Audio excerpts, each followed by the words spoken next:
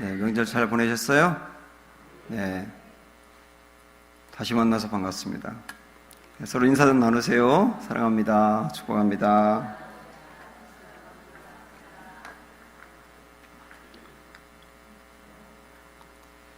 오늘 그 명절 마지막 날인데 오늘이 사실은 사순절이 시작되는 날입니다.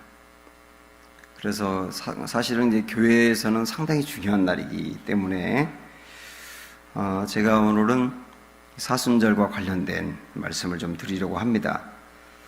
이제 사순절은 오늘부터 시작이 돼서 부활절 전날까지 40일 동안을 이야기하는 거거든요. 주일날이 6번 그 안에 있습니다. 이 주일날은 항상 축제의 날이고 또 기쁨의 날이기 때문에 사순절에서 주일날 6번은 딱 빠지고 그리고 나머지 40일 동안이 사순절이에요. 그러니까 전체적인 기간은 아마 46일 정도 되는 거죠. 이 기간 동안을 어떻게 보내야 할까? 이것도 굉장히 중요한 신앙인의 모습인데 제가 이전 신학교를 다닐 때 제가 인천에까지 서울에서 인천까지 교회를 왔다 갔다 했거든요. 한 번은 이제 사순절 기간에 교회를 오는데 자리가 딱 전철 자리가 비어 있더라고요. 그래서 저는 딱 이렇게 앉아 있는데 조금 지나니까 아마 부천쯤에서 그 학생 2명이 이렇게 타는 겁니다. 그들은 제 앞에 딱 섰어요. 근데 자리가 분명히 비어 있는데 안 앉더라고요. 그러면서 한 친구가 옆에 있는 친구에게 너 앉아. 그러니까 안 앉아. 너 앉아. 그러니까 안 앉아. 그러면서 서로가 이제 안 하겠다 그러는 거예요. 왜 그럴까 저 친구들하고 가만히 들어보니까 이 친구들이 신학생이었어요. 근데 이 사순절 기간에 이제 주님의 고난에 동참하는 의미로 전철에 자리가 났는데 안 앉더라고요. 똑같은 신학생인 저는 이제 편히 앉아가고 걔네는 이제 서서 가고 그러면서 좀 민망하더라고요. 그때 이제 생각을 해봤습니다. 사순절을 어떻게 보내야 되는 건가? 예수님이 십자가에 고난당한 것을 생각하면서 일부러 그런 고난을 당해야 되는 건가? 뭐 그런 또 고민도 있고요.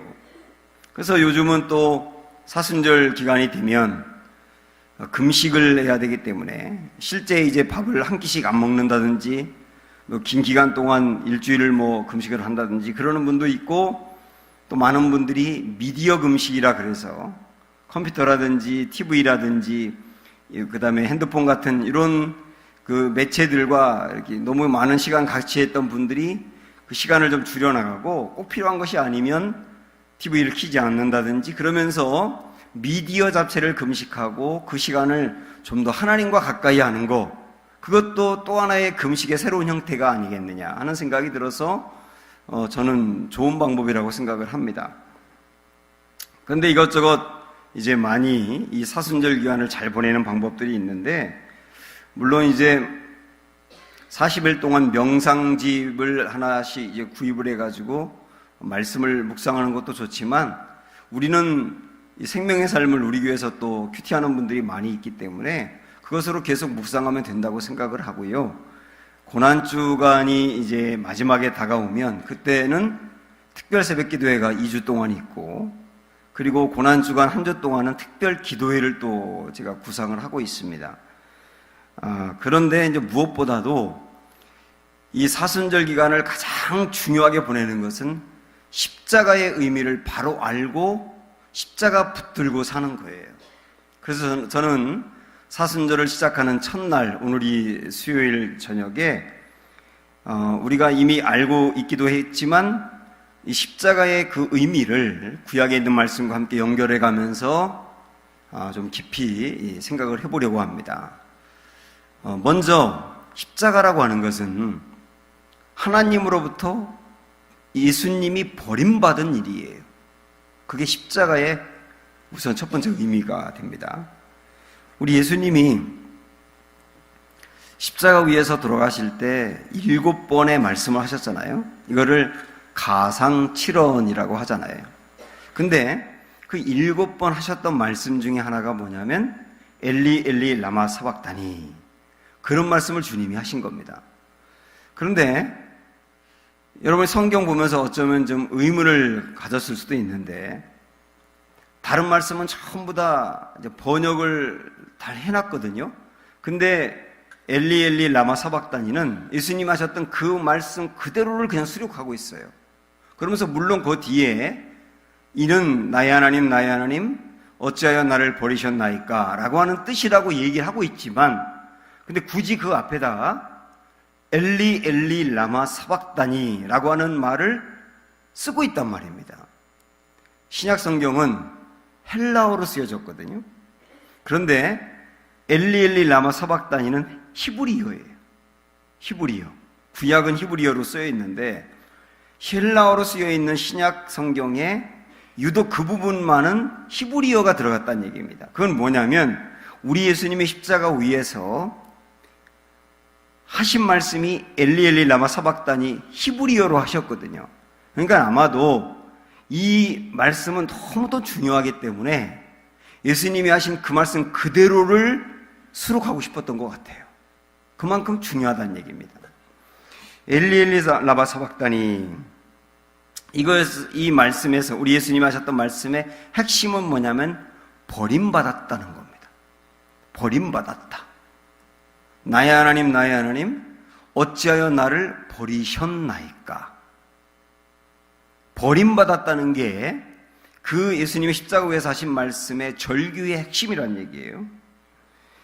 누구에게 버림받았습니까? 사람들에게 버림받았나요? 물론 사람들에게도 버림을 받았지만 더욱 누구에게 버림받았다고 안타까워하고 있는 거예요, 예수님이?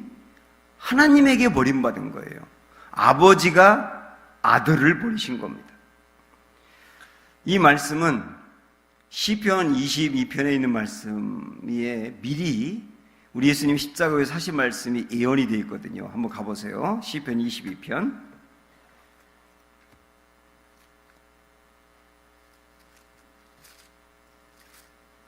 816조 시작.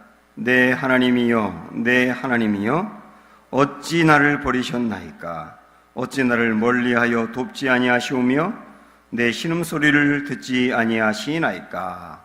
미리 이제 우리 예수님이 십자가에서 하신 말씀이 여기에 예언이 되어 있는데, 여기에서도 누가 버렸다고 얘기하고 있느냐면 사람이 버렸다고 얘기하고 있는 게 아니라 하나님이 버렸다고 얘기하는 거예요. 어찌하여 사람들이 나를 버리나이까 라고 말한 게 아니라 어찌하여 나를 버리셨나이까. 하나님에게 왜 나를 버렸느냐고 절규하고 있는 겁니다. 실제로 하나님 아버지가 아들 예수님을 버리신 게 십자가 사건이에요. 요즘 그 언론에서 계속 우리에게 충격을 주는 게, 예전에는 자녀들이 부모님을 버린다거나 부모님을 죽인다거나 뭐 학대하는 일들이 우리에게 충격을 줬는데, 근데 요즘은 부모가 자녀에게 그런 엄청난 일을 가하는 것 때문에 더욱 충격을 받고 있지 않습니까? 아버지가 자녀를 죽이는 일들이 계속 나오고 있잖아요. 이게 자녀가 부모로부터 버림받았다? 정말 우리를 놀라게 하는 일이에요. 그런데 하나님이 아들을 버리셨단 말이에요. 여러분, 버림받아 오신 적 있으세요? 버림받았다는 게 얼마나 충격입니까? 제가 작년 4월에 우리 교회를 왔는데, 우리 교회를 이제 오기로 결정을 하고 교인들에게 인천으로 간다 그랬을 때 일주일 동안 교인들이 제 얼굴을 쳐다보질 않았어요. 왜냐하면 그분들은 버림받았다고 생각을 하더라고요. 저한테 막 끊임없이 문자를 보내는 분이 왜 우리를 버리십니까? 이렇게 표현을 하더라고요. 그때 제가 굉장히 죄송하더라고요. 버림받는다고 생각을 하는구나. 목사가 성도들을 버린다고 하는 게 굉장히 놀라운 충격이었던 거죠. 그리고 생각을 해보니까 아버지가 아들을 버린다? 아들 입장에서 볼 때는 말로 표현할 수 없는 충격인 거예요. 그런데 우리 예수님은 아버지로부터 그 버림을 받은 게 십자가라는 얘기입니다. 하나님이 예수님을 십자가에서 버리셨는데요. 어느 정도로 버렸는지를 우리 조금 아까 읽었던 시편 22편 말씀을 보면 알 수가 있습니다. 6절로 가보시면 버림받은 사람의 절규가 6절에 나와 있거든요. 뭐라고 절규합니까? 시작. 나는 본래요 사람이 아니라 사람의 비방거리요 백성의 조롱거리니이다. 이러면서 절규하고 한탄하고 있습니다. 하나님으로부터 버림받다 보니까 자기는 벌레같이 짓밟혔다고 생각하는 거예요. 이 말씀을 십자가의 우리 예수님의 절규인 엘리 엘리 라마 사박다니로 연결하면 하나님이 예수님을 버리는데 어떻게 버렸느냐면 벌레처럼 버린 거예요. 아들을 버리는데요, 벌레처럼 짓밟혀 버렸다니까요. 이게 십자가라는 거예요. 그래서 십자가의 우리 의미를 생각할 때 첫 번째는 버림받은 거다 하는 걸 생각을 하셔야 합니다. 누구에게서? 하나님에게서, 우리 예수님이. 두 번째 십자가의 의미를 생각할 때는 죄인이라는 것을 생각을 해야 합니다. 민수기 21장 말씀을 보면 여러분이 아주 잘 알고 있는 말씀이 나오는데, 이스라엘 백성들이 광야 생활을 하다가 매일 먹는 게 만나였잖아요. 그러니까 만나만 먹으니까 나중에는 이게 실물이 나가지고 만나를 뭐라고 표현하냐면 이 하찮은 음식이라고 표현해요. 하나님 앞에 우리에게 준 이 하찮은 음식 때문에 우리가 배부르지가 않다는 거예요. 그러니까 하나님이 은혜로 주신 것을 하찮게 여긴 거죠. 쉽게 말하면.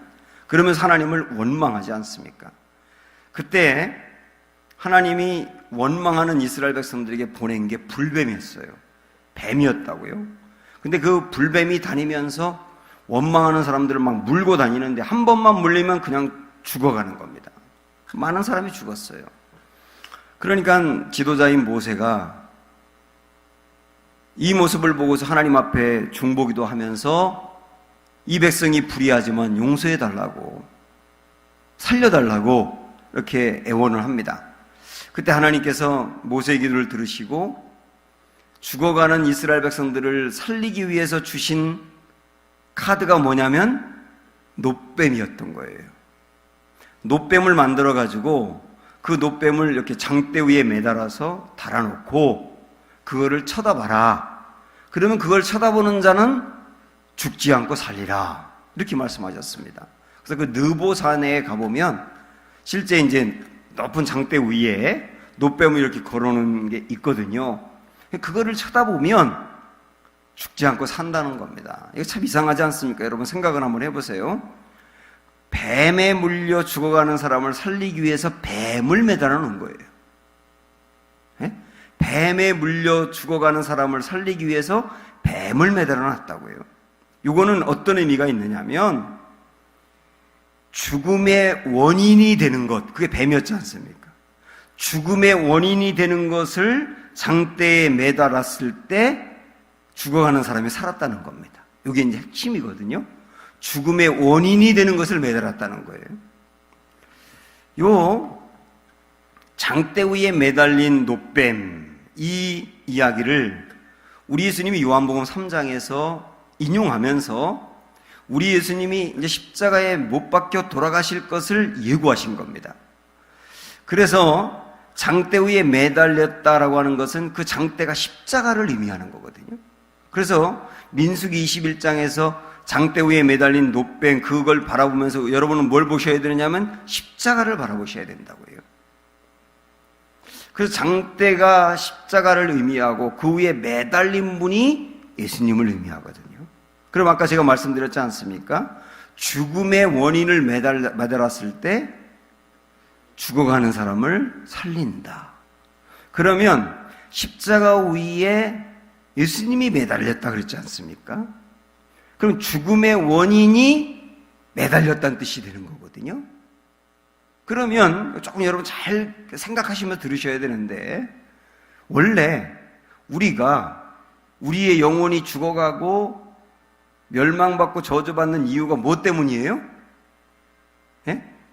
우리의 영혼이 죽고 저주받고 지옥에 떨어지는 이유가, 사람들이 영혼이 죽고 저주받아 지옥에 떨어지는 이유가 뭐 때문이죠? 죄 때문이죠.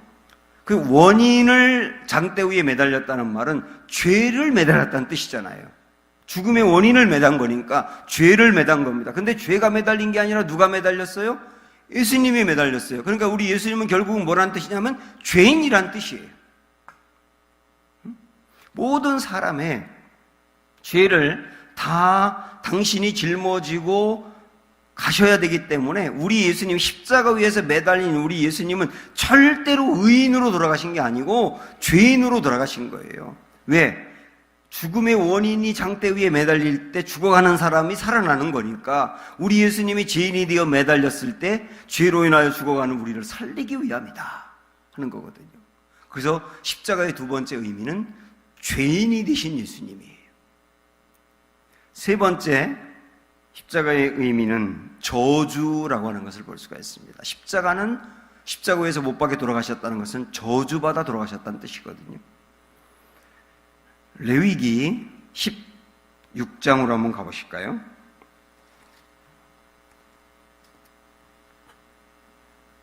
레위기 16장 171쪽. 자, 펴놓으시고 잠깐 저를 보세요.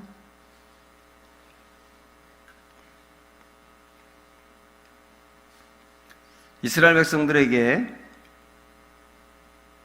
1년의 그 첫날, 1년 첫날, 우리의 그 설날 같은 개념이죠. 신정 설날이겠죠. 그 신정 설날에 해당하는 게 이스라엘 백성들에게는 대속죄일입니다.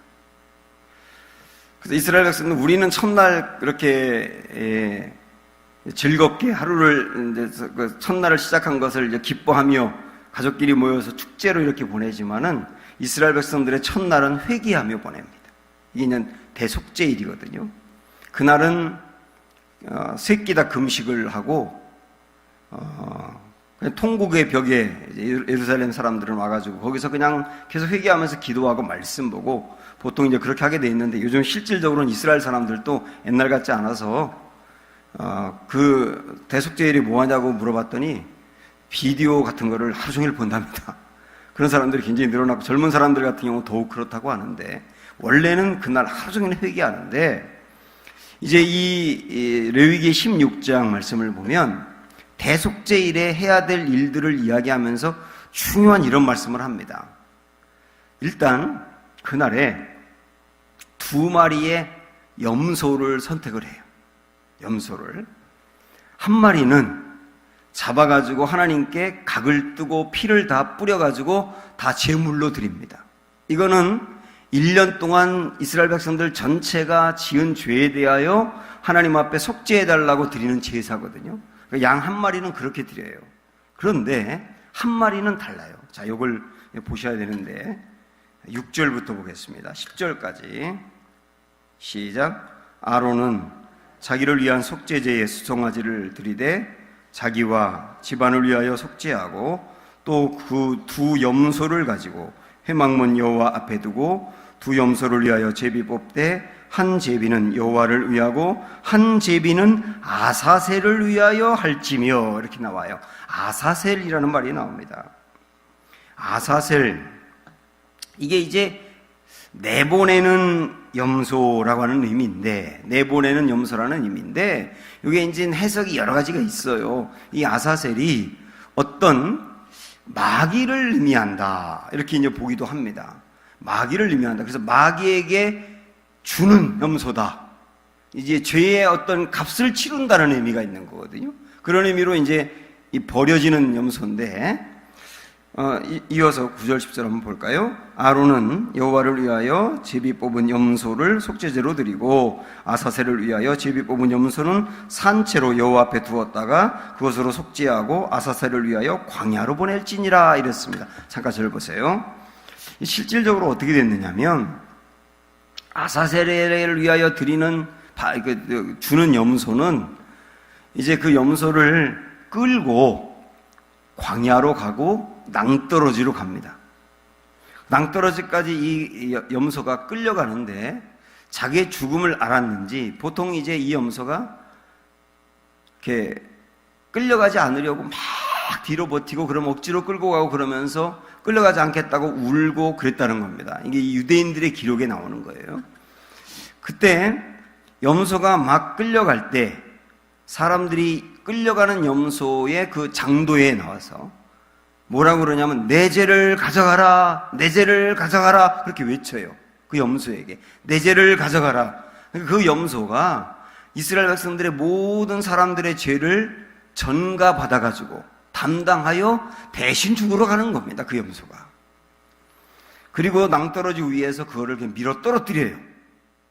그러면은 그게 죄값을 치르는 것이 되는 거예요. 그럼 그 염소가 죽음으로 이스라엘 백성들이 삶을 얻게 되는 거죠. 이게 아사셀 염소라고 하는 겁니다.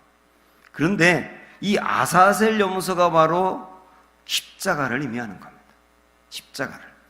우리 예수님이 죄가 없으신 그분이 모든 죄인들의 죄를 다 짊어지고 영문 밖에 나가서 죽었다 그랬지 않습니까? 이게 골고다 언덕을 말하는 거거든요.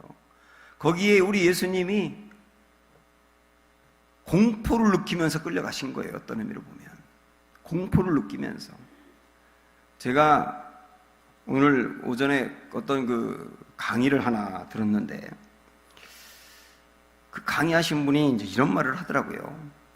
자기가 가정도 이혼하고 그 다음에 돈도 다 날리고 그리고 너무 외롭고 그래서 우울증에 아주 깊이 빠지고 뭐 자살 충동도 많이 느끼고 그랬는데 그런 것들은 그래도 이길만 했다는 거예요. 가장 이기기 어려운 게 공황장애였다 그러더라고요. 공황장애. 연예인들 중에 가끔 이렇게 공황장애로 이렇게 중도에 이제 하차하고 하는 분들이 있지 않습니까?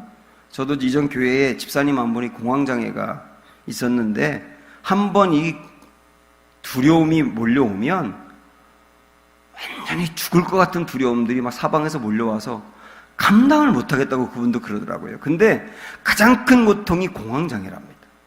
공포. 엄청난 공포. 근데 이 공포를, 죽음의 공포를 우리 예수님도 안 느낄 수가 없는 거예요. 아사살 양이 끌려갈 때 그 공포를 느끼고 내가 이렇게 끌려가 죽는가 보다라고 하는 그 공포를 알고 질질 끌려갔던 그 고통이 우리 십자가 위에서 예수님이 당하신 고통인 거예요. 이 아사셀 염소는 아까도 말씀드린 것지만 이 죽으러 끌려갈 때 모든 사람들이 내 죄를 가져가라, 내 죄를 가져가라 그러면서 자기가 지었던 죄를 다 그 염소에게 전가했지 않습니까? 그래서 염소는 그 모든 죄를 짊어지고 가서 낭떠러지에 떨어져 죽은 이유가 뭐냐면 저주를 받은 거예요. 저주받아 죽은 거예요. 그래서 우리 예수님이 십자가에서 돌아가신 것은 저주받아 죽은 겁니다. 저주받아. 내가 받아야 될 그 모든 저주가 사실 우리 예수님에게 덮어진 거지요. 그래서 이 십자가의 이 의미들, 십자가는 하나님으로부터 우리 예수님이 버림당한 거다. 그리고 죄인이 되어서 돌아가신 거다. 그리고 저주받은 거다. 이 세 가지 의미를 우리가 여러분 정확히 아셔야 합니다. 결국은 이런 상태로 우리 예수님이 이제 십자가에서 돌아가셨는데 우리 예수님이 흠이 없고 티가 없고 죄를 지은 적이 한 번도 없고 완전히 거룩하고 깨끗하신 그 예수님이 죄인이 되신 거잖아요. 아까도 말씀드린 것들 조금 더 부연하면 죄인이 되신 거잖아요. 우리 예수님은 천사들로부터 거룩하다고 찬양받으시기에 마땅한 분이고 골로새서 2장 9절에 보면 우리 예수님에 대해서 신성의 모든 충만한 것이 육체로 거하시는 분이라 그랬어요. 우리 예수님이 이 땅에 인간의 모습으로 거하셨지만은 그러나 그 안에는 신성이 충만하신 하나님이셨다는 얘기예요. 그 성자 예수님이 죄인이 되어서 돌아가신 거예요. 그래서 우리 예수님이 죄인이셨다라고 말하는 것 자체가 불경스러워 보일 정도로 실제 그랬단 말입니다. 여기서 여러분이 한번 대답을 해보십시오. 우리 예수님이 죄인이 되셔서 돌아가셨다 했는데, 그러면 우리 예수님이 실제 죄인이었습니까? 아니면 상징적인 의미로 죄인이었다고 보는 겁니까? 예?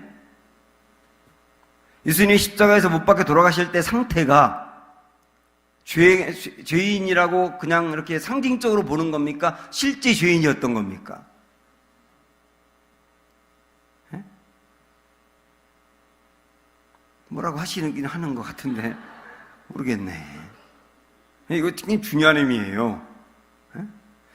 십자가에서 못 박혀 돌아가실 때 그 상태가 실제 죄인이냐고요? 아니면 죄는 없는데 죄인이라고 그냥 상징적으로 얘기하는 거냐고요? 상징적으로? 아니요. 실제 죄인인 거예요. 왜? 모든 사람들의 죄를 안고 당신이 죄인이 된 거거든요. 실제 죄인이 된 거라고요. 그 안에 모든 죄를 뒤집어 썼기 때문에 죄인이 된 거라고요. 이렇게 할 수밖에 없었던 이유가 뭐냐? 많이 있지만 크게 우리가 4가지만 생각을 해보고, 첫째, 나를 의인으로 만들기 위해서. 예? 나를 의인으로 만들기 위해서 당신이 죄인이 되신 거예요. 둘째, 나를 심판에서 건져내기 위해서 당신이 죄인이 되어 심판당하신 거예요. 셋째, 하나님의 진노에서 우리를 벗어나게 하기 위해서 하나님의 진노를 고스란히 당신이 받으신 거예요. 넷째, 우리를 저주에서 벗어나게 하기 위해서 당신이 죄인이 되어서 친히 저주를 받으신 거예요. 이게 십자가입니다. 다시 말하면 의인이었던 예수님과 죄인이었던 나, 이렇게 있다고 보십시오, 여러분. 여기 의인인 예수님, 여기 죄인인 나, 그게 교환이 된 거예요. 교환이 된 거라고. 의인이었던 예수님이 죄인이 되어버렸고, 죄인이었던 내가 의인이 되어버린 것이 십자가의 역사예요. 아멘. 이게 얼마나 귀한 거예요. 죄가 없는 그 의인, 완전히 의인이신 예수님이 내 죄를 다 뒤집어 썼기 때문에 죄인이 되어서 돌아가신 거고, 죄인이 되어서 죽을 수밖에 없는 내가 예수님의 의를 뒤집어 썼기 때문에 내가 죽지 않고 살게 됐단 말입니다. 이렇게 교환이 된 게 십자가다. 이게 전가고 담당이다. 그래서 참 이 의미를 생각할 때 귀한 거예요.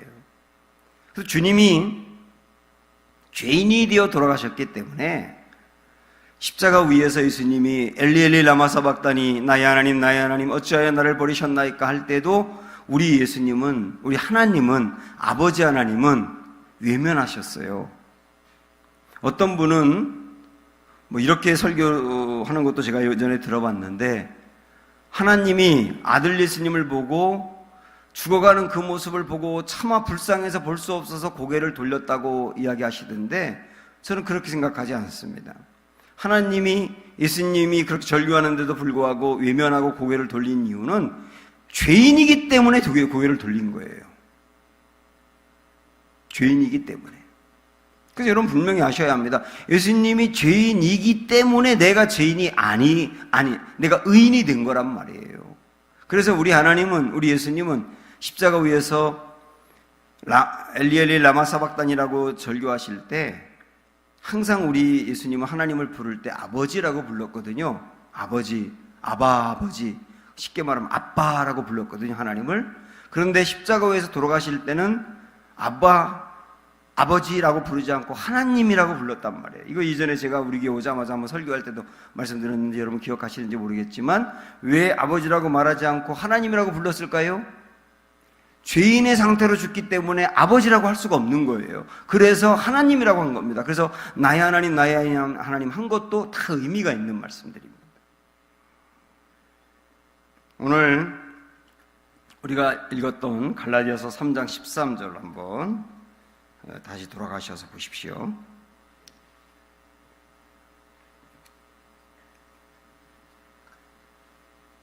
시작. 그리스도께서 우리를 위하여 저주를 받은 바 되사 우리 율법의 저주에서 우리를 속량하셨으니.